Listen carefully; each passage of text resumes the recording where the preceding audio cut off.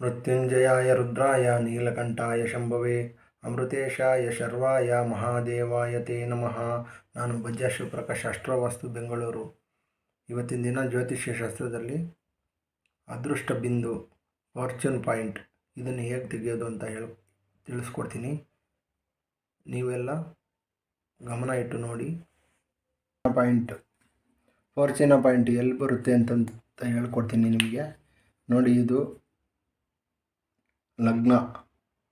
ಲಗ್ನದಿಂದ ಮೊದಲು ಲಗ್ನ ಡಿಗ್ರಿ 16.12 ಇದೆ ಮತ್ತು ಚಂದ್ರ ಡಿಗ್ರಿ 78 ಡಿಗ್ರಿ 16 ನಿಮಿಷ. ಚಂದ್ರ ಡಿಗ್ರಿ ಮತ್ತು ಲಗ್ನ ಡಿಗ್ರಿನ ಕೂಡಿಸಿ ಬರುವ ಡಿಗ್ರಿ 94 ಡಿಗ್ರಿ 28 ಮಿನಿಟ್ಸ್.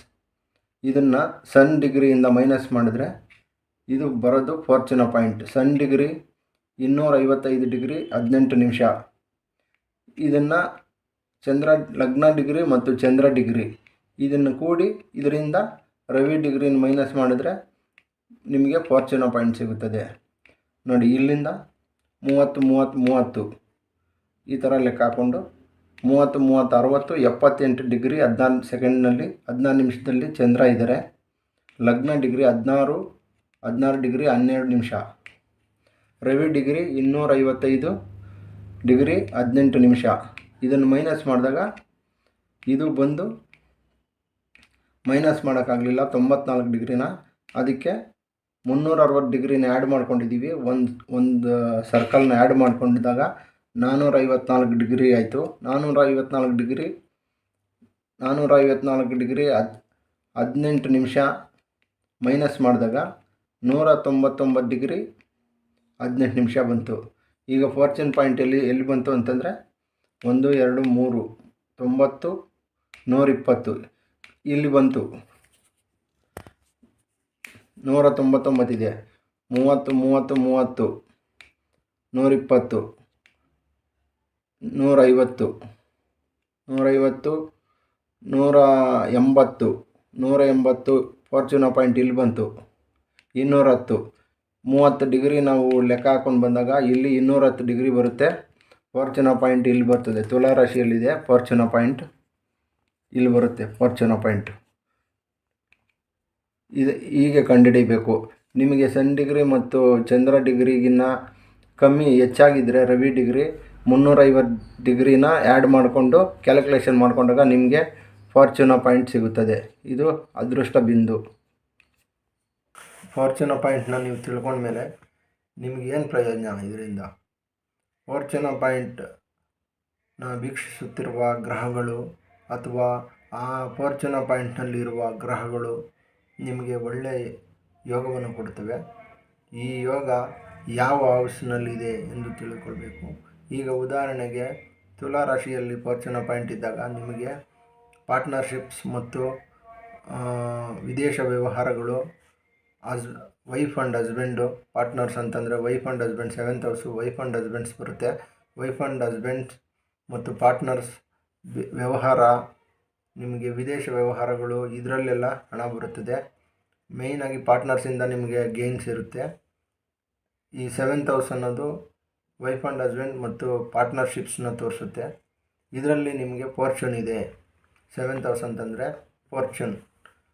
ಅದನ್ನು ಆಸ್ಪೆಕ್ಟ್ಸ್ ಮಾಡ್ತಾ ಇರುವಂಥ ಗ್ರಹಗಳನ್ನ ನೀವು ಮೊದಲು ನೋಡಬೇಕು. ಈ ಉದಾಹರಣೆಯಲ್ಲಿ ನಿಮಗೆ ಗೋಚಾರದಲ್ಲಿ ಟ್ರಾನ್ಸಿಸ್ನಲ್ಲಿ ಆ ಫಾರ್ಚೂನ್ ಪಾಯಿಂಟ್ ಬಿಂದು ಮೇಲೆ ಗ್ರಹ ಸಂಚಾರ ಬಂದಾಗ ನಿಮಗೆ ಅದೃಷ್ಟ ಇರುತ್ತದೆ. ಮತ್ತು ಗುರು ಸಂಚಾರ ಬಂದಾಗ ಫಾರ್ಚೂನ್ ಪಾಯಿಂಟ್ ಮೇಲೆ ವಿಶೇಷವಾದ ಅದೃಷ್ಟ ಬರುತ್ತದೆ. ಹಾಗೂ ಅದನ್ನು ಯಾವ ನಕ್ಷತ್ರದಲ್ಲಿದೆ ಎಂದು ತಿಳಿದುಕೊಳ್ಳಬೇಕು. ಆ ನಕ್ಷತ್ರ ಫಾರ್ಚೂನ್ ಡಿಗ್ರಿ ಯಾವ ನಕ್ಷತ್ರದಲ್ಲಿದೆ ಎಂದು ತಿಳಿದುಕೊಂಡು ಆ ನಕ್ಷತ್ರದ ಅಧಿಪತಿ ದಶಾ ಅಥವಾ ಆ ನಕ್ಷತ್ರದ ಅಧಿಪತಿ ಗ್ರಹದ ನಕ್ಷತ್ರದಲ್ಲಿ ಸ್ಥಿತವಾಗಿರುವ ಗ್ರಹ, ಆ ಭಾವಾಧಿಪತಿ ಯಾವ ಸ್ಥಾನದಲ್ಲಿದ್ದಾರೆ, ಆ ಅಧಿಪತಿಯ ದಶಾ, ಈ ದಶಾಭುಕ್ತಿಗಳಲ್ಲಿ ನಿಮಗೆ ಫಾರ್ಚೂನ್ ಇರುತ್ತದೆ. ಉದಾಹರಣೆಗೆ ಇವಾಗ ವಿಶಾಖ ನಕ್ಷತ್ರ ಇದೆ ಅಂತ ತಿಳಿದುಕೊಳ್ಳೋಣ. ತುಲಾ ರಾಶಿಯಲ್ಲಿ ವಿಶಾಖ ನಕ್ಷತ್ರ ಗುರುವಿನ ನಕ್ಷತ್ರದಲ್ಲಿ ಗುರುವಿನ ನಕ್ಷತ್ರದ ಮೇಲೆ ಸಂಚಾರ ಬಂದಾಗ ನಿಮಗೆ ಟ್ರಾನ್ಸಿಷನಲ್ಲಿ ಯಾವ ದಶಾಭುಕ್ತಿ ನಡೀತಾ ಇದೆ, ವಿಂಶೋತ್ತರಿ ದಶೆಯಲ್ಲಿ ಮೊದಲು ತಿಳಿದುಕೊಳ್ಳಿ. ವಿಂಶೋತ್ತರಿ ದಶೆಯಲ್ಲಿ ನಿಮಗೆ ಈ ಜ್ಯೋತಿಷ್ಯದಲ್ಲಿ ಮುಖ್ಯವಾಗಿ ತಿಳಿದುಕೊಳ್ಬೇಕಾಗಿರೋ ದಶಾಭುಕ್ತಿ ಮೇಲೆ ನಿಮಗೆ ಫಲಗಳು ನಿರ್ಧಾರವಾಗಿದೆ.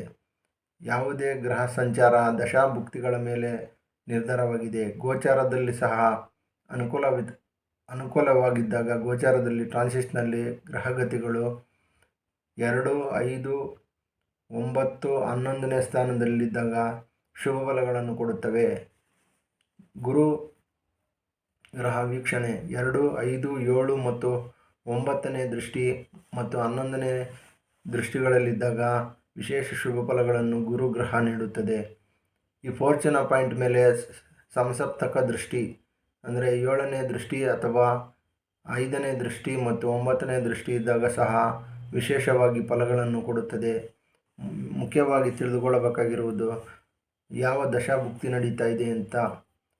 ಜ್ಯೋತಿಷ್ಯದಲ್ಲಿ 80ರಿಂದ 90% ದಶಾಭುಕ್ತಿನಲ್ಲಿ ಸಹ ದಶಾಭುಕ್ತಿಯ ಫಲ ನೀಡುವುದರಲ್ಲಿ ಮುಖ್ಯವಾಗಿ ತಿಳಿದುಕೊಳ್ಳಬೇಕು. ದಶಾಭುಕ್ತಿ ಇಲ್ಲದೆ ಟ್ರಾನ್ಸಿಷನಲ್ಲಿ ನಡೆಯುತ್ತಿರುವ ಗ್ರಹಗಳು ಗ್ರಹದ ಮೇಲೆ ಸಂಚಾರ ಬಂದಾಗ ವಿಶೇಷವಾಗಿ ನಿಮಗೆ ಅದೃಷ್ಟವನ್ನು ತರುತ್ತದೆ. ಈ ಫಾರ್ಚುನಾ ಪಾಯಿಂಟ್ ಯಾವ ಭಾವದ ಅಧಿಪತಿ ನಿಮ್ಮ ಚಾರ್ಟ್ನಲ್ಲಿ ಎಲ್ಲಿದ್ದಾನೆ ಎಂದು ತಿಳಿದುಕೊಂಡು ಆ ಭಾವದ ಅಧಿಪತಿ ದಶೆ ಅಥವಾ ಭುಕ್ತಿ ನಡೀತಾ ಇದೆಯಾ ಎಂದು ತಿಳಿದುಕೊಳ್ಳಿ. ವಿಂಶೋತ್ತರ ದಶನಲ್ಲಿ ಯಾವ ಭುಕ್ತಿ ಅಥವಾ ಯಾವ ದಶ ನಡೀತಿದೆ ಎಂದು ತಿಳಿದುಕೊಳ್ಳಿ. ಇದನ್ನು ತಿಳಿದುಕೊಂಡಾಗ ನಿಮಗೆ ಸುಲಭವಾಗುತ್ತದೆ ತಿಳಿದುಕೊಳ್ಳಲು. ಹೀಗಾಗಿ ನಿಮಗೇನಾದರೂ ಸಂದೇಹಗಳು ಮತ್ತು ಸಮಸ್ಯೆಗಳಿದ್ದಲ್ಲಿ ನನಗೆ ಯೂಟ್ಯೂಬ್ನಲ್ಲಿ ಕಾಮೆಂಟ್ ಮಾಡಿ. ನಿಮ್ಮ ಕಾಮೆಂಟುಗಳಿಗೆ ಉತ್ತರಿಸುತ್ತೇನೆ. ನಮಸ್ಕಾರ. ಬಜ್ಜಾ ಶಿವಪ್ರಕಾಶ್, ಅಸ್ಟ್ರೋ ವಾಸ್ತು, ಬೆಂಗಳೂರು.